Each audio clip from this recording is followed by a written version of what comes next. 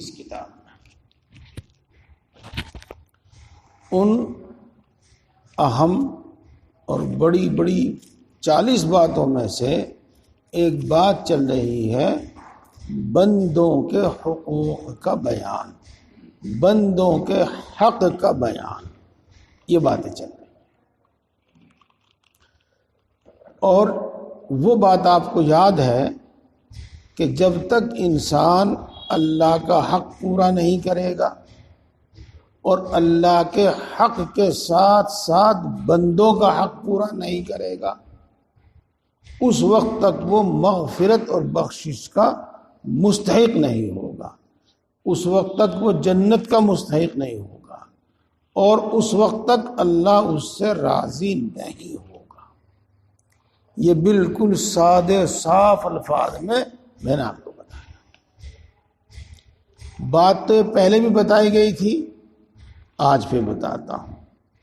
مشہور حدیث پاک ہے من لم یشکر الناس لم یشکر اللہ۔ اس کا ترجمہ یہ ہے کہ جس نے انسان کا شکریہ ادا نہیں کیا اس نے اللہ کا بھی شکریہ ادا نہیں کیا۔ اللہ تبارک و تعالیٰ کی ہم پر بے شمار نعمتیں ہیں، ان کا شکر ہم پر واجب ہے۔ اگر انسان اللہ کا تو شکر ادا کرے اور اللہ کی نعمتیں جن کے واسطے سے ملتی ہیں ان کا شکر ادا نہ کرے تو اللہ کا شکریہ بھی ادا نہیں ہوا۔ مثال کے طور پر تربیت کرنے والا اللہ ہے، پرورش کرنے والا اللہ ہے، لیکن یہ عام طور سے ماں باپ کے ہاتھوں سے ہوتا ہے۔ تو جو شخص ماں باپ کا شکریہ ادا نہیں کرے گا تو اللہ کا کتنا ہی شکر ادا کرے تو بھی اللہ کا شکر ادا نہیں ہوگا۔ اسی کو کہتے ہیں کہ جب تک بندے کا حق ادا نہ کرے تو اللہ کا بھی حق ادا نہیں ہوگا۔ علم دینے والا اللہ ہے لیکن استاد کے واسطے سے ملتا ہے۔ اب جو شخص استاد کا شکریہ ادا نہ کرے تو اللہ کا کتنا بھی شکر ادا کرے وہ، لیکن اللہ کا شکر ادا نہیں ہوگا۔ اسی کو پھر کہو کہ جب تک وہ بندوں کا حق ادا نہ کرے تو اللہ کا حق ادا نہیں ہوگا۔ اور یہ بات بھی بالکل دوستو صاف ہے۔ اللہ تبارک و تعالیٰ کا تو بس ایک ہی حق ہے، کیا؟ اس کی مانی جائے، اس کی نافرمانی نہ کی جائے، بس یوں سمجھو، سب اسی کے اندر آ گیا۔ تو چونکہ اس نے ماں باپ کے احترام اور ان کے شکر ادا کرنے کا حکم دیا ہے تو جو شخص ان کا شکر ادا نہیں کرتا تو اللہ کا حکم پورا نہیں کرتا، اللہ کا حق ادا نہیں کرتا۔ جو ماں باپ کا حق ادا نہیں کرتا اللہ کے حکم کی خلاف ورزی کرتا ہے، اللہ کا حق ادا نہیں کرتا۔ اسی طرح سب باتوں کو سمجھو۔ اب ہم پھر وہی بات کہیں گے کہ جب تک بندے کا حق ادا نہیں کرے گا، بندوں کا حق ادا نہیں کرے گا تو وہ مغفرت اور بخشش کا حقدار نہیں ہوگا، اللہ اس سے راضی نہیں ہوگا۔ اب اس میں بندوں کے حق بیان کیے گئے، میں آپ کو یاد دلاتا ہوں۔ سب سے پہلا حق انسان کا اپنے اوپر ہے، اور اس حق کا خلاصہ یہ ہے کہ وہ اپنے آپ کو بری عادتوں سے باز رکھے اور اتنی محنت کرے اپنے اوپر کہ جتنی بری عادتیں ہیں وہ سب چھوڑ دیں۔ اور سب سے پہلا حق انسان کا خود اس کا ہے، اور اس کا حق یہ ہے کہ وہ اچھی عادتیں اپنے اندر پیدا کرے، اتنی محنت کرے کہ اچھی عادتیں اس کے اندر پیدا ہو جائیں، بری عادتیں اس کی چھوٹ جائیں۔ اسی کو کہہ لو اچھے اعمال کا وہ عادی ہو جاوے اور برے اعمال سے نفرت اور پرہیز کریں۔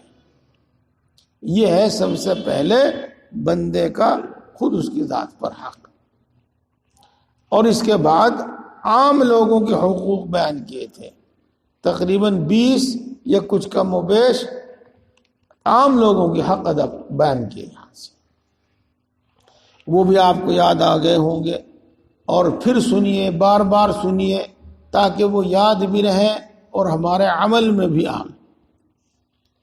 اب اس کے بعد بیان چلتا ہے متعلقین کا حق، یعنی جن کا ہم سے زیادہ قریب کا واسطہ ہے۔ ایک تو عام آدمی ہے، اس کا حق ہے، اور ایک جو ہمارے قریب ہے، ہم سے متعلق ہے، ہم سے قریب ہے، تو ایک اس کا حق کچھ زیادہ ہو جائے گا۔ پھر اس کے بعد ایک دوست ہے، اس کا حق اس سے زیادہ ہو جائے گا۔ پھر وہ اپنا کوئی رشتہ دار ہے، ناطے دار ہے، جس کو ہم، ہے تو زبان اچھی نہیں ہے لیکن بہرحال بولتے ہیں اسی کو، مثلا سالہ، بہنوئی، سسر وغیرہ وغیرہ ان کو کہتے ہیں، یہ تو ان کے حق اور زیادہ ہو جائیں گے۔ پھر اس کے بعد سمجھ لو اپنے ماں باپ ہیں، اپنے بہن بھائی ہیں، ان کے حق اور زیادہ ہو جائیں گے۔ غرض اس طرح سے حق بڑھتا رہے۔ یہی بات بتائی گئی ہے یہاں سے کہ ہم سے جو متعلق ہیں، جن کا ہم سے قریب کا واسطہ ہے، قریب کا تعلق ہے، ان کے حق کچھ اور زیادہ ہیں۔ آگے شاید اس کی تفصیل آوے، اور اگر اس میں نہ آوے تو میں آپ سے عرض کروں کہ ایک کتاب ہے، ایک رسالہ ہے چھوٹا سا، اس کا نام ہے حقوق الاسلام۔ میرے بھائیوں وہ پڑھو اور وہ سنو، سمجھو، یاد رکھو اور اس کے مطابق عمل کرو۔ دیکھو ہر آدمی کی بیماری کچھ نہ کچھ الگ ہے۔ کسی کا بلڈ پریشر ہائی ہوتا ہے تو کسی کا بلڈ پریشر لو ہوتا ہے۔ جس کا بلڈ پریشر ہائی ہے وہ اس کی دوائی کھاوے تاکہ کچھ کم ہو جائے، اور جس کا بلڈ پریشر لو ہے وہ اس کی دوائی کھاوے تاکہ وہ نارمل ہو جائے، صحیح ہو جائے۔ یہی بات ہے۔ ایک آدمی ہے جس کے مزاج میں گرمی ہے، نکسیر پھوٹتی رہتی ہے، وہ ٹھنڈی دوائی کھاوے۔ ایک آدمی ہے جس کو نزلہ رہتا ہے، وہ گرم دوائی کھاوے۔ تو ایسے میرے بھائیوں ہم میں الگ الگ ہیں، کمزوریاں ہماری الگ الگ ہیں۔ کسی میں غصہ ہے، کسی میں لالچ ہے، کسی میں خود غرضی ہے، بس اپنا بھلا چاہتا ہے۔ وہ خود غرضی کا مطلب ہے اپنا بھلا چاہتا ہے وہ۔ یہ تو اپنے آپ کو سمجھو، اپنی بیماری کو سمجھو اور اسی کے مطابق اس کا علاج کرو۔ ہاں، تو بندوں کے جو حقوق ہیں، جن کو حقوق الاسلام سے بھی تعبیر کیا جاتا ہے، وہ آپ کتاب میں پڑھو، اور جہاں اپنے اندر کوتاہی ہو اس کو مضمون کو بار بار پڑھو تاکہ خوب اچھی طرح سمجھ میں آ جاوے، اور پھر وہ اپنی کمی کوتاہی دور کرو، تو وہ حقوق الاسلام میں ملیں گے۔ یہاں جو بات بیان کی گئی ہے وہ یہ بیان کی گئی ہے کہ مثال کے طور پر خادم، اس سے ہمارا ایک تعلق ہوتا ہے، نوکر، خادم، اس سے ہمارا ایک تعلق ہوتا ہے، تو اس کا زیادہ حق ہو گیا۔ مثلا اس کا ایک حق یہ ہے کہ ہم اس سے اس کی طاقت سے زیادہ کام نہ لیں۔ مثال کے طور پر اس کا حق یہ ہے کہ ہم اس سے کام تو لیں لیکن اس کی توہین نہ کریں، بے عزتی نہ کریں، اس کو ذلیل اور رسوا نہ کریں۔ جی ہاں، پانی پلا ذرا۔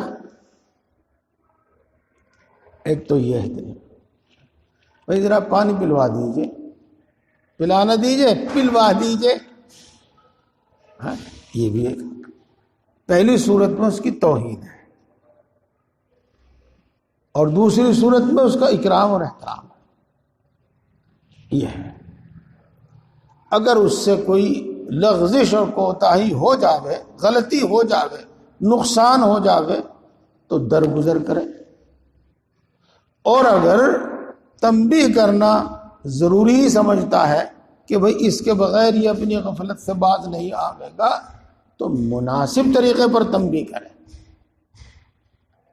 اس کی غلطی سے زیادہ اس کو سزا نہ دے، وغیرہ وغیرہ، یہ ان کا حق ہوا۔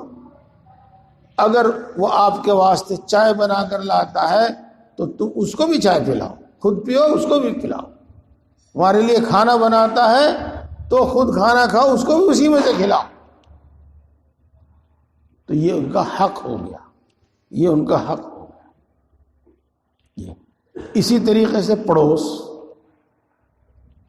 پڑوسی کا بھی حق ہے، اور پڑوسی کے تو بہت حق ہیں، یہاں جو بات بیان کی ہے بس میں وہی بتاتا ہوں آپ کو۔ یہاں کی بات کا حاصل یہ ہے کہ پڑوسی کا حق یہ ہے کہ ہم اس کو کسی طرح کی تکلیف نہ پہنچائیں، کسی طرح کی تکلیف نہ پہنچائیں اس کو، بلکہ اپنے سے جس قدر راحت پہنچ سکے اتنی راحت اس کو پہنچائیں۔ یہ اب دیکھو ایک مثال بیان کی ہے، اور وہ سوچنے سمجھنے کے لیے بہت کافی ہے۔ اگر پڑوسی کے کتے کو پتھر مار دیا تو ظاہر بات ہے کہ پڑوسی کو تکلیف ہوگی، پڑوسی چلائے گا، پڑوسی کو تکلیف ہوگی، چاہے وہ اپنی شرافت کی وجہ سے کچھ نہ کہے، جھگڑے سے بچنے کے واسطے کچھ نہ کہے، لیکن تکلیف ہوگی اس کو۔ تو مطلب یہ ہوا کہ پڑوسی کے کتے کو پتھر بھی نہ مارے، ڈھیلا بھی نہ مارے، اس کو لکڑی بھی نہ مارے۔ کتے کو بھگانے کے طریقے بہت سارے ہوتے ہیں، بھگا لے، یہ ہوا۔ اب یہ تو اللہ کے رسول صلی اللہ علیہ وسلم نے سمجھانے کے واسطے بات بتا دی اور سب کچھ اس میں آ گیا۔ اگر پڑوسی کے کتے کو ڈنڈا اور پتھر مارنے سے پڑوسی کو تکلیف ہوتی ہے تو اس کے بچے کو دھمکانے سے اور اس کے بچے کو مارنے پیٹنے سے کتنی تکلیف ہوگی؟ زیادہ ہوگی، زیادہ ہوگی، کتے سے بھی زیادہ۔ جو کتے کو مارنے سے تکلیف ہوئی تھی بچے کو مارنے سے اس سے زیادہ تکلیف ہوگی۔ تو اس سے بھی بچیں، اس سے بھی بچیں۔ ٹھیک ہے اس نے غلطی کر دی، ٹھیک ہے اس نے نقصان کر دیا، تو پڑوس کا لحاظ رکھو، پڑوس کی رعایت کرو، یا تو مناسب فہمائش کرو، اور بہتر طریقہ یہ ہے کہ اس کی شکایت اس کے ماں باپ کو کر دو، تاکہ وہ خود اس کو سمجھاویں، ماریں سمجھاویں، جو بھی کچھ کریں، بہتر طریقہ یہ ہوگا۔ لڑائی جھگڑے سے بھی بچیں گے، پڑوسی کو تکلیف بھی نہیں پہنچے گی، وہ اپنے بچے کا علاج خود کرے گا۔ اور بس اسی طرح سوچتے چلے جاؤ، یہ تو بچے کو صرف نقصان پہنچایا، یعنی بچے کو مار دیا۔ اگر کوئی اس کی عزت و آبرو کو دھبا لگا دے، مثال کے طور پر بہو بیٹی کے ساتھ غلط حرکت کرے، تو اس سے کتنی تکلیف اس کو پہنچے گی۔ مثال کے طور پر اس کے مال کا نقصان کرے تو اس سے اور کتنی تکلیف اس کو پہنچے گی۔ مثال کے طور پر اس کے دشمنوں کے ساتھ لگ کر اس کو نقصان پہنچواوے، جو بھی نقصان پہنچاوے دشمن اس کو، جان کا، مال کا، عزت و آبرو کا، تو اس کو کتنی تکلیف پہنچے گی۔ ہاں تو یہ تو ایک مثال دی، اس سے ساری باتیں سمجھی جا سکتی ہیں۔ حاصل اس کا دوست وہی ہے کہ جو جتنا قریب ہوتا جاوے گا اتنا اس کا حق زیادہ ہوگا، اور اس میں سے ایک پڑوسی بھی ہے، اور اس کا حق یہ ہے کہ اس کو تکلیف نہ پہنچائے۔ یہ ہے آج ہی میں کچھ اور بھی ہے کیا؟ بس آگے چلیے، آگے کیا ہے؟ پڑوس کے حقوق۔ ہاں، ایک مرتبہ حضرت صلی اللہ علیہ وسلم نے صحابہ رضی اللہ تعالیٰ عنہ سے فرمایا کہ جانتے بھی ہو ہمسایہ کے کتنے حقوق ہیں؟ اگر ہمسایہ مدد چاہے تو مدد کرو، اور قرض مانگے تو قرض دو، اگر تنگ دست ہو جائے تو سلوک کرو، اگر بیمار پڑ جائے تو عیادت کرو، اور انتقال کر جائے تو جنازے کے ساتھ جاؤ، اگر اس کو کوئی خوشی حاصل ہو تو مبارکباد دو، اور رنج پہنچے تو تسلی دو، اس کی اجازت کے بغیر اپنا مکان اتنا اونچا نہ بناؤ کہ اس کو خاطر خواہ ہوا نہ پہنچ سکے، اگر کوئی پھل خرید کر لاؤ تو اس میں سے بقدر مناسب اس کو بھی دو، اور اگر نہ دے سکو تو چپکے سے گھر میں لے آؤ تاکہ دیکھ کر اس کو حرص نہ ہو۔ اس کے بعد مناسب ہے کہ تمہارا بچہ بھی پھل لے کر باہر نہ نکلے، کیونکہ ہمسائے کے بچے کو حرص ہوگی تو اس کو رنج ہوگا۔ اس طرح اگر ہانڈی چڑھے تو ایک چمچہ پڑوسی کو بھی پہنچاؤ۔ جانتے ہو کہ پڑوسی کا حق کس قدر ہے، بس یہ سمجھ لو کہ پڑوسی کے حقوق وہی ادا کر سکتا ہے جس پر اللہ تعالیٰ کا فضل ہو۔ اس کو دوبارہ پڑھو، ایک ایک بات پڑھو، یہاں سے دوبارہ پڑھو ایک ایک بات۔ پڑوس کے حقوق۔ ایک مرتبہ حضرت صلی اللہ علیہ وسلم نے صحابہ رضی اللہ تعالیٰ عنہ سے فرمایا کہ جانتے بھی ہو ہمسایہ کے کتنے حقوق ہیں؟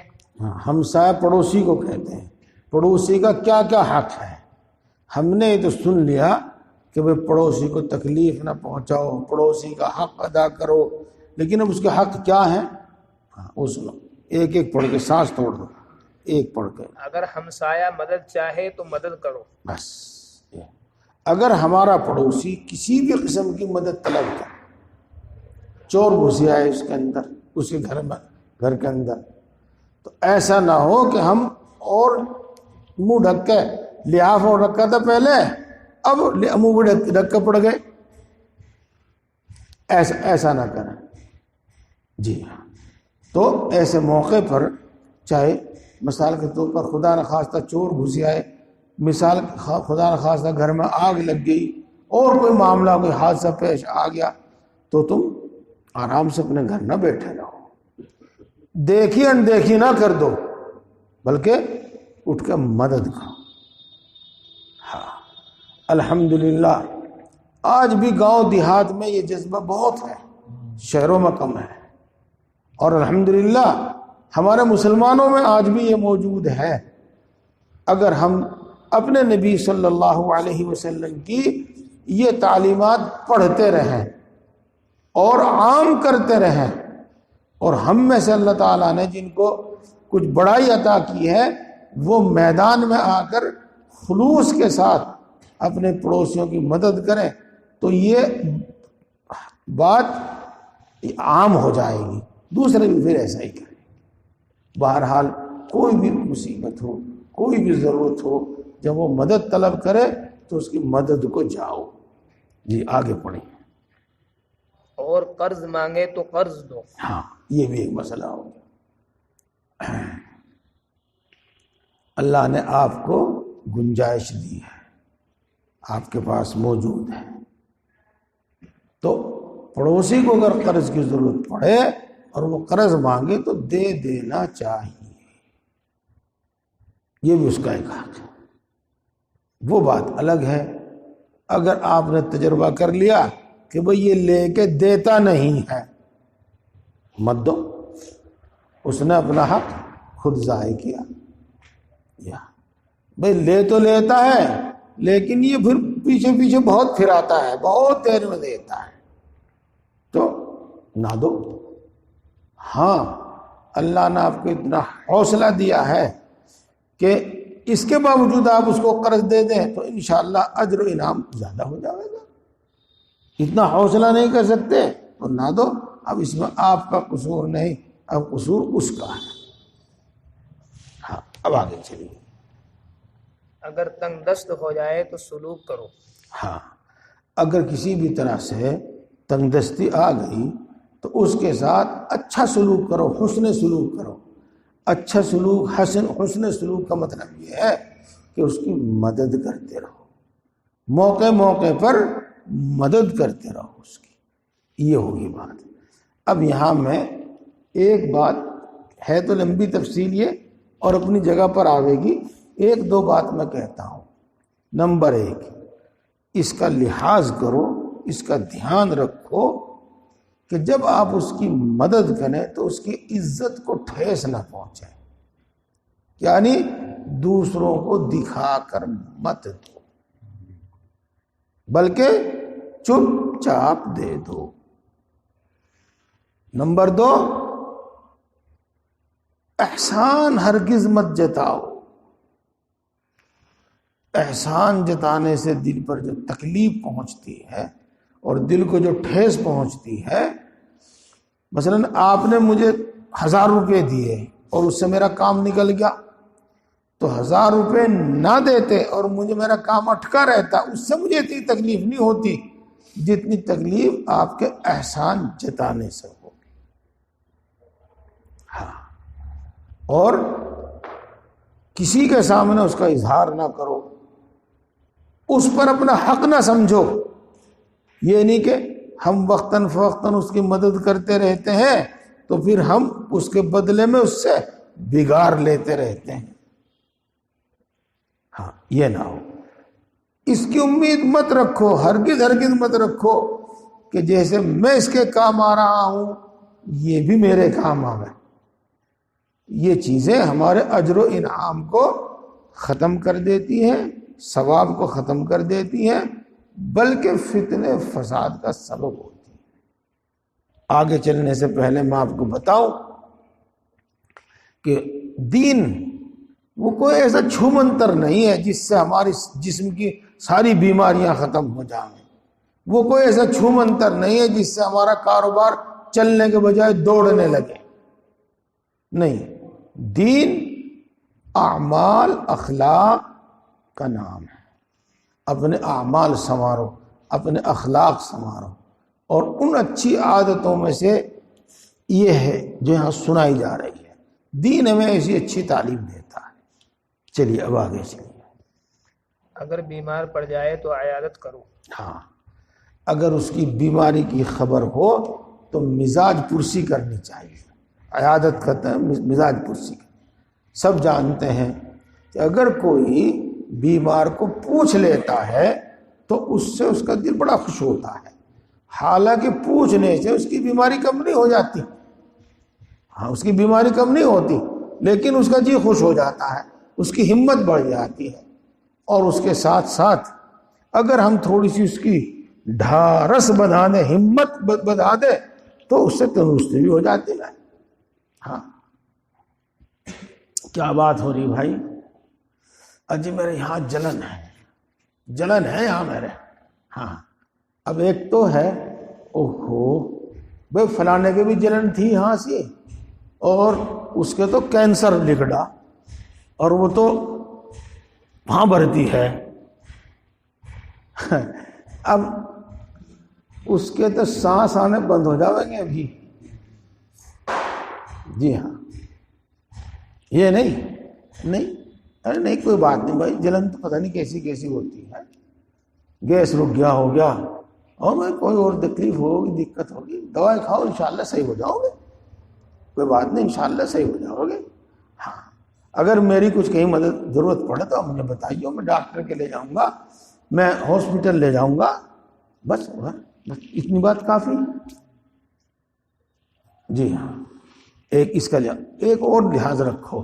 میں نے شاید پہلے بھی آپ کو بتائی تھی یا کہیں اور بتائی تھی، آپ کو نہیں بتائی تھی. مزاج پرسی تو کرو، لیکن ہماری مزاج پرسی کا اس پر بوجھ نہیں پڑنا چاہیے. کیا جاتے ہی ناشتہ آ رہا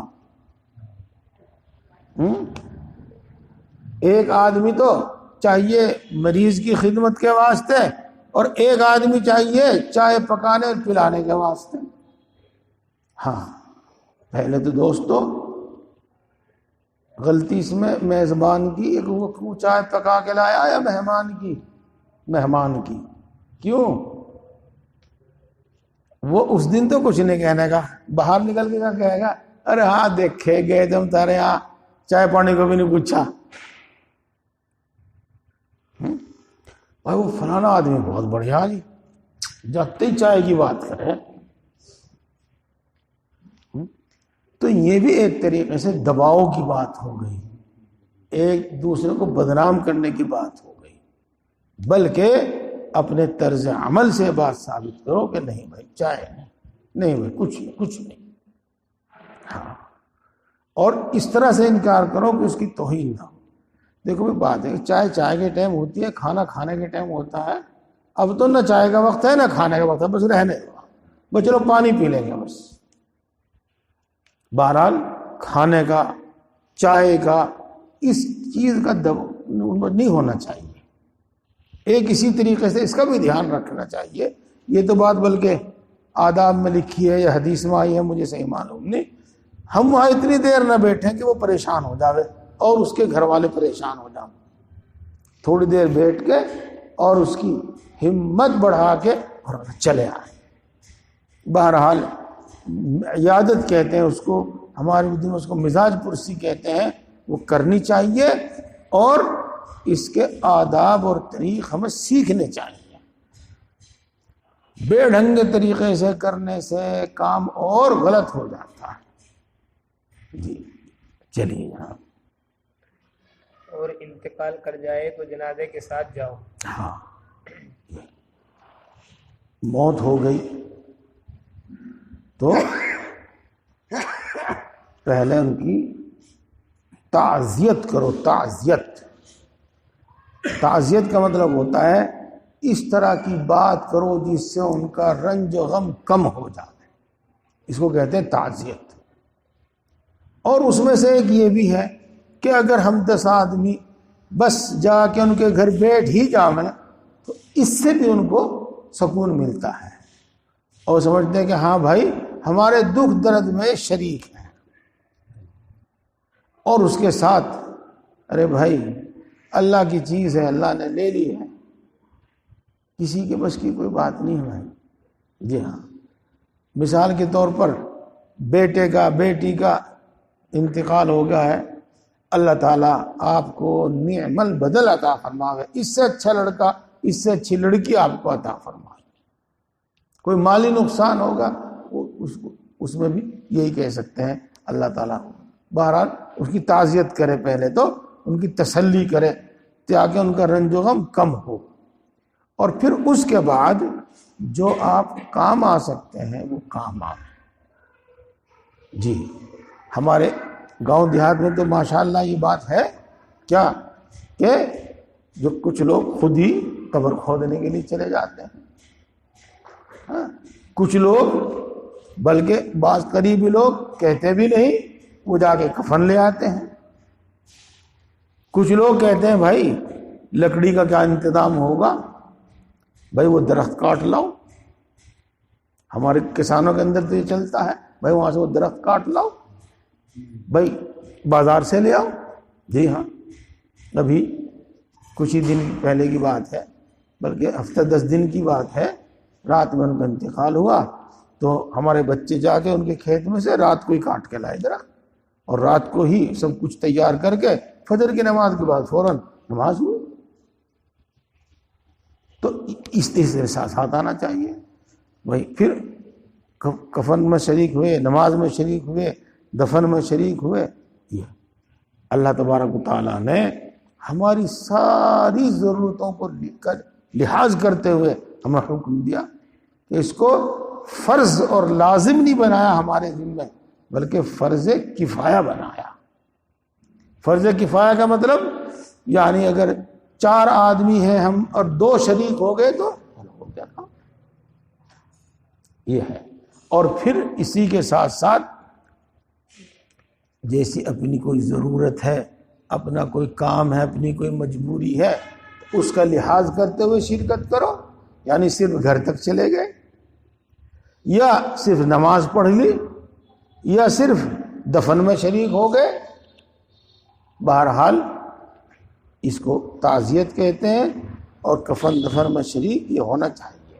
چلیے دیکھو سن، اللہ کا شکر ہے الحمدللہ ہمارے مسلمانوں میں ابھی دین کی بہت ساری باتیں باقی ہیں۔ ہم دیکھتے ہیں کوئی عام آدمی کا بھی انتقال ہوتا ہے گاؤں دیہات میں یا محلے میں، شہر میں بھی، تو ایک بڑا مجمع اس کے ساتھ جاتا ہے، نماز پڑھتا ہے، بڑا مجمع قبرستان جاتا ہے، اور ہم غیروں کو دیکھتے ہیں بس 2 آدمی 4 آدمی 6 آدمی اٹھاویں کندھے پہ اور پہنچ جاؤ اپنا وہاں۔ تو ان تعلیمات کو عام کرو، عام، زبانی بھی، اللہ کے رسول صلی اللہ علیہ وسلم کی باتیں سنا کر، حدیثیں سنا کر، اور عملی طور پر اس میں حصہ لے کر بھی، عملی طور پر اس میں حصہ لے کر بھی ان چیزوں کو عام کریں۔ جی چلیے ایک اور بات سنو، ہاں میرا کوئی بھائی غلط فہمی میں مبتلا نہ ہو۔ تبلیغ یہی نہیں ہے کہ میں یوں کہوں چل بھائی آ جا تو مسجد میں چل نماز پڑھ لے۔ تبلیغ کے کیا معنی؟ اللہ کے رسول کی بات امت تک پہنچانا۔ جی ہاں، یہ سب تبلیغ ہے، یہ سب تبلیغ ہے۔ علمی طور پر یعنی زبانی طور پر سمجھانا، عملی طور پر یعنی کر کے دکھانا، یہ پورے دین کی تبلیغ ہے۔ یہ نہیں کہ ایک ہی بات کی ہے، 2 بات کی ہے، 4 بات کی۔ اب چلیے آگے۔ اگر اس کو کوئی خوشی حاصل ہو تو مبارکباد دو۔ ہاں ویسے تو صحیح بات تو یوں ہے، اس کے ہاں بچہ پیدا ہوا تو مبارکباد دو۔ میں نے یہ نہیں کہا کہ لڑکا ہوا تو مبارکباد دو اور لڑکی ہو تو مبارکباد نہ دو۔ اب تو صورتحال کچھ ایسی ہو گئی، یہ تو زمانے جاہلیت کی بات ہے، وہاں ہوتا تھا ایسا۔ تو بچہ پیدا ہوا اس کو مبارکباد دو۔ بعض مرتبہ لڑکی پیدا ہونے کی خوشی ہوتی ہے، جس کو لڑکی کی تمنا ہوتی ہے تو مبارکباد دو۔ لڑکا پیدا ہوا جس کو لڑکے کی ضرورت ہے تو اس کی مبارکباد دو۔ ہاں، اس کا بچہ امتحان میں کامیاب ہوا اس کو مبارکباد دو۔ اگر جو بھی خوشی حاصل ہو، بڑی اچھی بات ہے بھائی، آپ کا بچہ پاس ہو گیا ماشاءاللہ، بڑی خوشی ہوئی بھائی ماشاءاللہ، بس اتنی بات بتائی رہی۔ ہاں، کوئی بھی اس کو خوشی حاصل ہو تو اس کی مبارکباد دو۔ اسی کو کہتے ہیں بھائی خوشی غمی میں شریک ہو۔ اس کو خوشی ہو رہی ہے، ہم بھی خوش ہو گئے، اس کے ساتھ شریک ہو جاؤ۔ جی غیر مسلم کو بھی مبارکباد دیں۔ ہاں، غیر مسلم کو بھی مبارکباد دے سکتے ہیں۔ غیر مسلموں کی بات سنو، اس میں تو نہیں لکھا، ہاں غیر مسلموں کو بھی دے، کوئی حرج کی بات نہیں۔ غیر مسلموں کی سنو بات، ان کے جو مذہبی کام ہیں، مذہبی کام، چونکہ وہ کفر اور شرک والے کام ہیں، ان میں تو ہم کسی طرح کی شرکت نہیں کریں گے۔